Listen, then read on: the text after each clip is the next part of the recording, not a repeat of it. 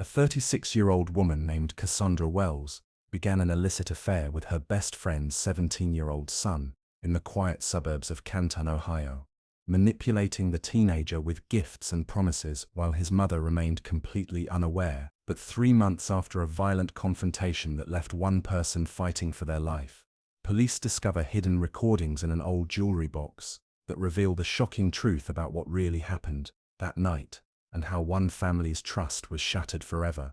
In the heart of Canton, Ohio, two families lived just 3 houses apart.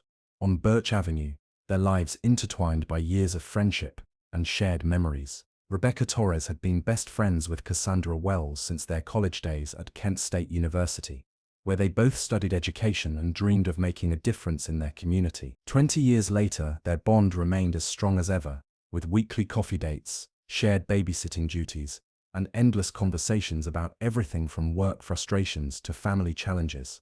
Rebecca, a divorced mother of 2, worked as a high school guidance counselor and raised her children with the kind of firm but loving approach that came naturally to her. Her 17-year-old son, Marcus, was a standout student at Canton McKinley High School, where he played varsity basketball and maintained a 3.8 grade point average. Her younger daughter, Isabella, was 14 and showed promise as a talented artist. Despite the challenges of single parenthood, Rebecca had created a stable, nurturing home environment that neighbors often admired. Cassandra presented herself as the picture of suburban success, married to Robert Wells, a traveling pharmaceutical sales representative who spent most of his time on the road. She maintained their pristine 2-story colonial home and worked part-time as a substitute teacher in the local school district. To everyone who knew her, Cassandra appeared to have everything together. She hosted elaborate dinner parties, volunteered at the community center, and seemed genuinely invested in helping others. The relationship between the two families grew even closer when Rebecca went through her difficult divorce 3 years earlier. Cassandra had been a constant source of support, offering to watch the children whenever Rebecca needed extra help, bringing over home-cooked meals during particularly stressful weeks, and providing a listening ear during the darkest moments of the legal proceedings. Marcus and Isabella came to view Cassandra almost like a second mother, someone they could turn to when their own mother was overwhelmed with work and court dates. Marcus, in particular, had always been respectful and polite around Cassandra. He would help her carry groceries from her car, shovel her driveway during winter snowstorms, and occasionally assist with yard work when her husband was traveling. These acts of kindness were simply part of his character, instilled by his mother's teachings about being a good neighbor and helping others in the community. What nobody realized was that Cassandra had begun viewing these innocent interactions through a completely different lens. As Marcus matured from an awkward 14-year-old into a confident, athletic teenager, something shifted in Cassandra's perception of him. She found herself looking forward to his visits, paying closer attention to his academic achievements, and feeling a strange sense of pride when neighbors complimented his good manners and respectful behavior. The first warning sign came during Marcus's 16th birthday party, which Rebecca hosted in their backyard the previous summer. Cassandra had insisted on helping with the preparations, spending hours decorating and preparing food for the celebration. Throughout the evening, several guests noticed that Cassandra seemed unusually focused on Marcus, taking photos of him opening presents, laughing loudly at his jokes, and positioning herself near him in group conversations. Rebecca's sister, Patricia, had pulled her aside during the party to mention that Cassandra's behavior seemed a bit odd, but Rebecca dismissed the concern as overthinking. After all, Cassandra had known Marcus since he was a small child, and her enthusiasm could easily be explained as the affection of a family friend celebrating an important milestone. As Marcus entered his senior year of high school, he began spending more time focused on college applications, basketball practices, and part-time work at a local sporting goods store. His schedule became increasingly demanding, leaving less time for the casual neighborhood interactions that had been common throughout his childhood. This change seemed to frustrate Cassandra, who began finding excuses to visit the Torres household more frequently, often timing her visits to coincide with Marcus's return from school or work. Rebecca noticed that her friend had become more interested in Marcus's college plans, asking detailed questions about his application essays, scholarship opportunities, and career goals. While this level of interest initially seemed supportive, It gradually became clear that Cassandra's questions went beyond normal curiosity about a neighbor's child's future. The dynamic in their small community began to shift subtly as Cassandra's behavior became more intrusive. She would offer to drive Marcus to basketball practice when Rebecca was working late, volunteer to help him with college application essays, and suggest that he might benefit from additional tutoring in subjects where she claimed to have expertise. Each offer was framed as helpful support for a busy single mother, making it difficult for Rebecca to decline without seeming ungrateful. Marcus, raised to be polite and respectful to adults, accepted these offers of help with the same gracious attitude he showed to all the adults in his life. He had no reason to suspect that Cassandra's motivations were anything other than the genuine desire to help that she had always demonstrated toward his family. His trust in the adults around him, particularly those his mother considered close friends, made him vulnerable to manipulation that he could not have anticipated or recognized. The community of Canton, like many small suburban areas, operated on a foundation of mutual trust and shared responsibility for looking out for each other's children. Neighbors regularly helped with carpools, emergency babysitting, and academic support, creating an environment where Cassandra's increased involvement in Marcus's life did not immediately raise red flags among other community members. The inappropriate relationship began during a seemingly innocent tutoring session in late September. Cassandra had convinced Rebecca that Marcus could benefit from additional help with his advanced placement English literature coursework, particularly as he prepared for college entrance exams. With Rebecca working extra hours to save money for Marcus's college expenses, she gratefully accepted Cassandra's offer to provide free tutoring sessions twice a week. Initially, these sessions took place in the Torres family living room, with Isabella often present doing her own homework at the kitchen table nearby. Cassandra would arrive with carefully prepared lesson plans and college-level reading materials, presenting herself as a dedicated mentor invested in Marcus's academic success. However, after several weeks, she suggested that the sessions might be more productive in her own home office, where she claimed to have better resources and fewer distractions. The transition to private tutoring sessions in Cassandra's home marked the beginning of a calculated grooming process that exploited Marcus's natural respect for authority figures and his gratitude for academic help. Cassandra began the sessions with legitimate educational content, but gradually introduced personal conversations about his relationships with classmates, his feelings about his parents' divorce, and his concerns about fitting in at college. During these conversations, Cassandra positioned herself as someone who truly understood the challenges facing modern teenagers. Unlike other adults who she claimed were out of touch with current social pressures, she shared carefully selected details about her own high school experiences, emphasizing how mature and exceptional Marcus was compared to his peers. These compliments were designed to make him feel special and create a sense of connection that went beyond a typical student-teacher relationship. As October progressed, Cassandra began introducing small gifts into their routine. She would present Marcus with books she claimed were essential for college preparation, specialized pens for essay writing, or snacks she had purchased specifically because she remembered him mentioning that he enjoyed them. Each gift was accompanied by explanations about how much she cared about his success and how proud she was of his achievements. The gifts gradually became more personal and expensive. Cassandra purchased a high-end graphing calculator for Marcus's mathematics courses, claiming that she had received a discount through her teaching connections. She bought him a leather portfolio for his college interviews, insisting that presentation was crucial for making good impressions on admissions committees. When Marcus expressed concern about accepting such expensive items, Cassandra assured him that helping him succeed was its own reward and that he could repay her kindness by continuing to work hard toward his goals. The emotional manipulation intensified as Cassandra began sharing fabricated details about problems in her marriage. She told Marcus that her husband was frequently absent and emotionally distant, leaving her feeling lonely and unappreciated. These revelations were carefully timed to occur during moments when Marcus was most vulnerable, such as after discussions about his own family's challenges, or during periods of stress about college applications.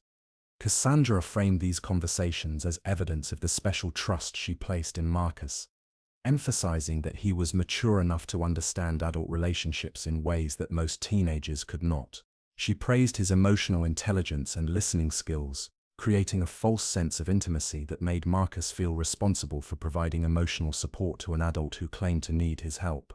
The physical boundaries began to erode gradually, and seemingly accidentally.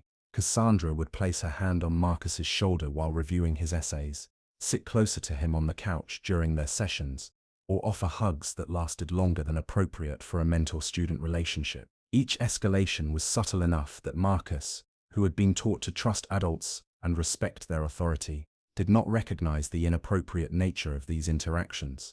By November, Cassandra had successfully isolated Marcus from other potential sources of guidance by convincing him that their tutoring relationship was special and that other people might not understand the level of academic support she was providing. She suggested that some community members might be jealous of the attention she was giving to his education, and warned him that discussing their sessions in detail with others might lead to misunderstandings that could jeopardize his college prospects. The isolation strategy extended to gradually scheduling tutoring sessions during times when Rebecca was working or busy with Isabella's activities. Cassandra would text Rebecca to confirm that Marcus could stay later for additional help, always framing these extended sessions as necessary for his academic success.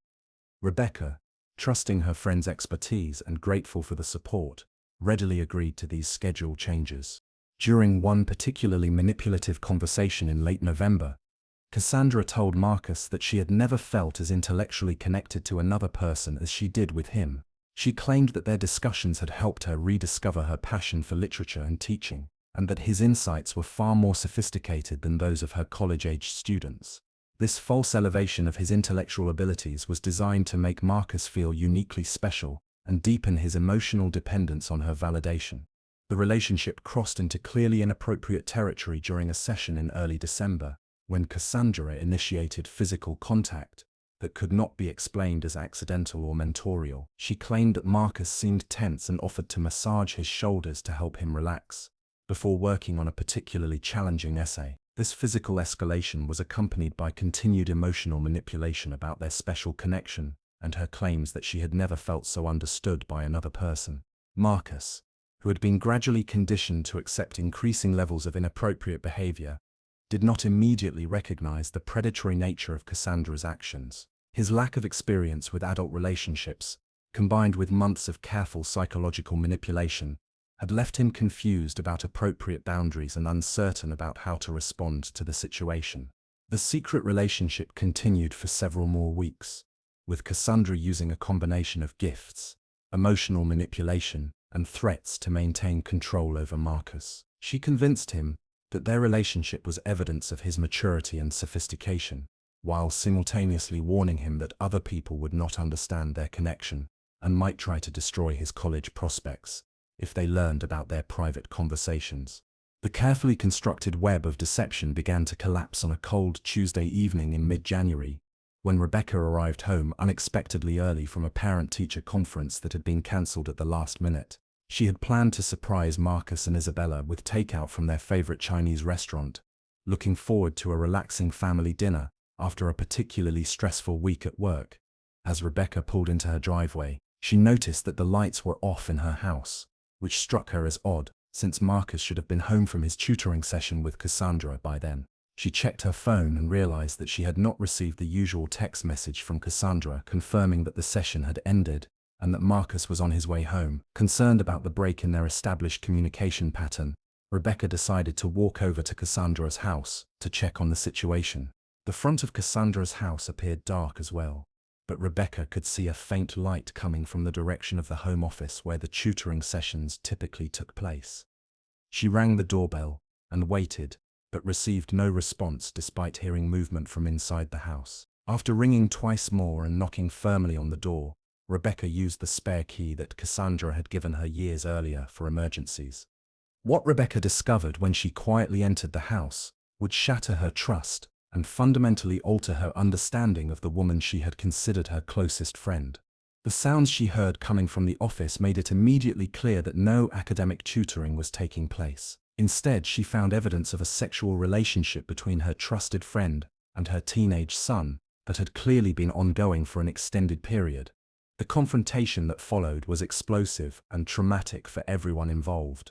Rebecca's initial shock quickly transformed into rage, as she realized the extent to which Cassandra had manipulated both her trust and her son's innocence. Marcus, who had been conditioned to view the relationship as consensual and special, suddenly understood the predatory nature of Cassandra's behavior when he saw his mother's reaction and realized how badly he had been deceived.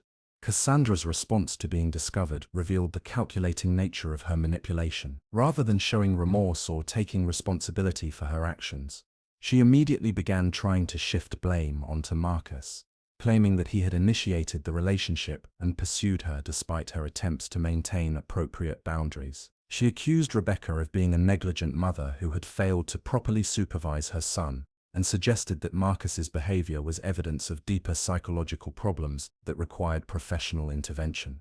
The accusations against Marcus triggered a protective fury in Rebecca that surprised even her. As a guidance counselor, she had extensive training in recognizing signs of abuse and manipulation, and she could clearly see that her son had been victimized by someone who had exploited her position of trust and authority. The realization that she had unknowingly facilitated this abuse by encouraging the tutoring relationship added guilt and self-blame to her already overwhelming emotions. Marcus, who had been psychologically conditioned to protect Cassandra and maintain their secret, found himself caught between his loyalty to his mother and his confusion about what had actually happened to him. The months of grooming had left him uncertain about his own role in the relationship, and struggling to understand whether he was a victim or a willing participant in something he now recognized as deeply wrong. The argument escalated when Cassandra threatened to destroy Marcus's college prospects by spreading rumors about his behavior and character throughout the community. She claimed that she had documentation of inappropriate advances that Marcus had made toward her, and warned that she would use this fabricated evidence to protect herself if Rebecca reported the relationship to authorities. These threats were designed to exploit Rebecca's fears about her son's future and her natural desire to protect him from further harm. Rebecca's response to these threats was swift and decisive. She made it clear that she would not be intimidated by someone who had abused her child and violated every principle of trust and friendship that had governed their relationship. She informed Cassandra that she intended to contact both the police and the school district about the inappropriate relationship, regardless of any consequences Cassandra might attempt to create. The confrontation reached its most dangerous point when Cassandra realized that her manipulation tactics were not working and that Rebecca was genuinely prepared to expose her behavior to authorities. The possibility of criminal charges, loss of her teaching credentials, and social ostracism created a sense of desperation that led to increasingly erratic and threatening behavior. In a moment of rage and panic, Cassandra grabbed a kitchen knife from the counter and threatened both Rebecca and Marcus, claiming that she would not allow them to destroy her life over what she continued to characterize as a consensual relationship. The weapon transformed the confrontation from a verbal argument into a life-threatening situation that required immediate intervention. Marcus, despite his confusion and trauma, recognized the immediate danger to his mother and attempted to disarm Cassandra by grabbing her wrist. The struggle that followed resulted in Rebecca being stabbed multiple times in the chest and abdomen as she tried to protect her son from further harm. The attack left her bleeding heavily on Cassandra's kitchen floor, while Marcus called 911 and desperately attempted to stop the bleeding with dish towels. Cassandra fled the scene immediately after the attack, leaving Rebecca fighting for her life, and Marcus traumatized by witnessing the violence against his mother. The responding paramedics rushed Rebecca to Mercy Medical Center, where emergency room doctors worked frantically to save her life as she lost massive amounts of blood from her injuries. 3 months after the violent attack that nearly claimed Rebecca's life, Canton Police Detective Maria Santos was conducting a final search of Cassandra's abandoned home when she made a discovery that would completely transform the investigation and provide crucial evidence for the prosecution's case. While examining Cassandra's bedroom for any items that might indicate her whereabouts, Detective Santos noticed that an antique jewelry box on the dresser had a hidden compartment that had been overlooked during previous searches. Inside this concealed space, Detective Santos found a collection of digital recording devices that Cassandra had used to document her relationship with Marcus over a period of several months. The recordings revealed the calculated and predatory nature of Cassandra's behavior in a way that eliminated any doubt about who had initiated and controlled the inappropriate relationship. More importantly, The recordings provided clear evidence that Marcus had been the victim of systematic grooming and manipulation by an adult in a position of trust. The audio files, which totaled more than 40 hours of conversations and interactions, documented Cassandra's progression from legitimate tutoring sessions to increasingly inappropriate personal discussions and ultimately to sexual abuse. The recordings captured her using classic grooming techniques, including isolating Marcus from other sources of support, gradually normalizing inappropriate behavior, and using gifts and special attention to create emotional dependence. Perhaps most disturbing was Cassandra's own commentary on several of the recordings, where she discussed her strategies for maintaining control over Marcus and avoiding detection by his mother and other community members. These private observations revealed a level of premeditation and calculation that proved the relationship was entirely orchestrated by Cassandra rather than initiated by Marcus, as she had claimed during the confrontation. The recordings also captured Cassandra's threats against Marcus if he ever disclosed their relationship to anyone, including specific warnings about how she would destroy his college prospects and reputation in the community. These threats demonstrated the psychological control she had established over her victim and explained why Marcus had been unable to seek help or recognize the abusive nature of their relationship. Detective Santos immediately contacted the prosecutor's office to inform them about the discovery, as the recordings provided irrefutable evidence of child sexual abuse and would significantly strengthen the case against Cassandra when she was eventually apprehended. The audio files also vindicated Marcus completely, proving that he had been the victim of a sophisticated manipulation scheme rather than a willing participant in an inappropriate relationship. The discovery of the recordings had profound implications for the Torres family's healing process as well. Rebecca, who had spent months in physical therapy recovering from her injuries and struggling with guilt about her inability to protect her son, finally had concrete evidence that neither she nor Marcus bore any responsibility for what had happened. The recordings proved that Cassandra's deception had been so sophisticated that even trained professionals might have been fooled by her manipulation. For Marcus, the recordings provided validation that his confusion and conflicted feelings about the relationship were normal responses to psychological abuse, rather than evidence of his own wrongdoing. The audio files clearly documented how Cassandra had exploited his natural respect for authority figures and his gratitude for academic help to create a relationship that he never would have chosen under normal circumstances. The recordings also revealed that Cassandra had been planning to target other teenage boys in the community if her relationship with Marcus had been discovered through normal means, rather than the unexpected confrontation. She had made specific comments about other students she found attractive, and had begun researching their family situations to identify potential vulnerabilities she could exploit. This revelation prompted Detective Santos to contact families throughout the Canton area to warn them about Cassandra's predatory behavior and to determine whether she had inappropriate contact with other minors. Several parents came forward with concerns about interactions their children had experienced with Cassandra, though none reported relationships that had progressed to the level of abuse that Marcus had endured. The evidence from the recordings was shared with the Federal Bureau of Investigation, as Cassandra had fled across state lines and was now the subject of a nationwide manhunt.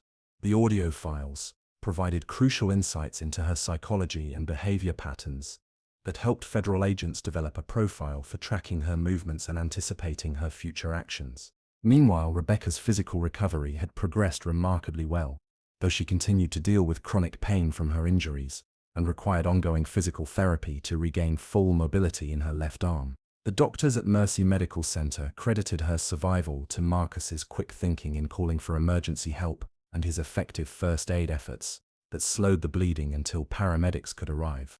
The psychological recovery for both Rebecca and Marcus proved more challenging than the physical healing, requiring extensive counseling to address the trauma of the attack and the betrayal by someone they had trusted completely. Both mother and son struggled with feelings of vulnerability and found it difficult to trust new people in their lives, particularly adults who sought to develop close relationships with their family.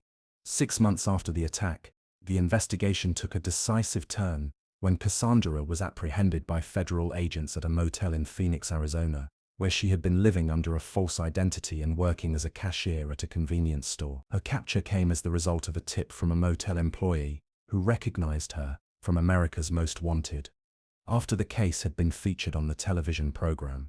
During her arrest, Cassandra was found in possession of false identification documents and had been attempting to establish contact with teenage boys through social media platforms, suggesting that she intended to continue her predatory behavior in a new location. This evidence reinforced the prosecution's argument that she posed an ongoing threat to minors and strengthened their case for seeking the maximum possible sentence. The trial, which took place 8 months later, drew significant media attention, as details of Cassandra's manipulation tactics were revealed to the public. The recordings found in her jewelry box served as the cornerstone of the prosecution's case, providing irrefutable evidence of her guilt and eliminating any possibility that she could successfully blame Marcus for initiating their relationship. Marcus, who had initially been reluctant to testify due to embarrassment and residual psychological manipulation, found the courage to speak in court. After months of counseling, helped him understand that sharing his experience could protect other potential victims. His testimony was powerful and compelling, clearly demonstrating how Cassandra had exploited his trust and manipulated his emotions over an extended period. Rebecca also testified about the impact of Cassandra's betrayal on their family and the ongoing challenges they faced as a result of her violence. She spoke about the difficulty of rebuilding trust after such a profound violation, and the ways in which the attack had affected not only her physical health, but also her ability to feel safe in her own community. The jury deliberated for less than 3 hours before returning guilty verdicts on all charges, including child sexual abuse, attempted murder, and assault with a deadly weapon. The judge sentenced Cassandra to 25 years in prison, without the possibility of parole, ensuring that she would be unable to harm other children for decades to come. The resolution of the legal case marked the beginning of a new phase of healing for the Torres family. Though both Rebecca and Marcus acknowledged that their recovery would be a long-term process requiring continued counseling and support, they found strength in sharing their experience with other families and working with local schools to develop better education programs about recognizing signs of grooming and inappropriate relationships. One of the most important lessons that emerged from their ordeal was the recognition that predatory behavior can come from the most unexpected sources, including people who have established long histories of trustworthy behavior in the community. Cassandra's reputation as a helpful neighbor and dedicated substitute teacher had provided perfect cover for her manipulation, demonstrating how abusers often exploit positions of trust and authority. Rebecca used her professional expertise as a guidance counselor to develop educational materials that help parents and teenagers recognize the warning signs of grooming behavior. These materials emphasize that predators often begin with seemingly innocent offers of help or special attention, before gradually escalating to inappropriate personal relationships that isolate victims from their support systems. The family also learned the importance of maintaining open communication between parents and teenagers, even during busy periods when work and school commitments make in-depth conversations challenging. Rebecca realized that her trust in Cassandra had led her to ask fewer questions about the tutoring sessions than she might have with a less familiar person, highlighting the need for consistent vigilance, regardless of how well parents think they know other adults in their children's lives. Marcus's experience demonstrated how sophisticated psychological manipulation can confuse even intelligent, well-adjusted teenagers about appropriate boundaries in relationships with adults. His initial inability to recognize the abusive nature of Cassandra's behavior was not a reflection of any personal failing, but rather evidence of how effectively predators can exploit the natural respect that children are taught to show toward authority figures. The support they received from their community after the attack reinforced the importance of maintaining connections with multiple families and adults, rather than depending too heavily on any single relationship for childcare or mentoring support. The neighbors and friends who rallied around the Torres family during their recovery provided a powerful example of how communities can protect their most vulnerable members through collective vigilance and mutual support. The Torres family's journey from victimization to recovery offers crucial insights for parents, educators, and community members who want to protect children from predatory behavior, while still maintaining the trust and cooperation that make neighborhoods safe and supportive places to raise families. Their experience demonstrates that protecting children requires balancing reasonable caution with the recognition that most adults genuinely want to help young people succeed. Rebecca and Marcus have become advocates for better education about grooming behaviors and have worked with school districts throughout Ohio to develop training programs that help parents and teachers recognize warning signs of inappropriate relationships. Their efforts have contributed to policy changes that require better background checks for substitute teachers and volunteer mentors, while also improving communication between schools and families about adult-child interactions. The hidden recordings that ultimately provided justice in their case serve as a reminder that predatory behavior often follows predictable patterns that can be recognized and interrupted if communities remain vigilant and responsive to concerns raised by children or other adults. The sophistication of Cassandra's manipulation tactics highlights the need for ongoing education about how abusers exploit trust and authority to access potential victims. Their experience has shown that recovery from this type of trauma is possible with appropriate counseling, family support, and community involvement, but it requires time, patience, and professional guidance to address the complex psychological effects of betrayal by trusted adults. Both Rebecca and Marcus continue to work with therapists and have found that helping other families has been an important part of their own healing process. The courage that Marcus showed in eventually testifying against his abuser, despite his initial confusion and embarrassment, demonstrates how important it is for young victims to receive consistent support and reassurance that they are not responsible for the behavior of adults who exploit them. His willingness to speak publicly about his experience has helped other teenagers recognize inappropriate behavior and seek help before relationships escalate to dangerous levels. If this account has resonated with you, or if you have learned something valuable about protecting the young people in your community, I encourage you to share this content with other parents, teachers, and community members who might benefit from understanding these warning signs. Your engagement with this content helps ensure that important safety information reaches families who need it most. Consider subscribing to True Crime Village for more accounts that combine compelling narratives with practical safety information designed to help viewers protect themselves and their loved ones. Every subscription and share helps build a community of informed individuals who are better equipped to recognize and respond to dangerous situations before they escalate to violence. Leave a comment below sharing your thoughts about this case or describing resources in your own community that help protect children from predatory behavior. Your insights and local knowledge can provide valuable information for other viewers who are working to create safer environments for young people in their own neighborhoods.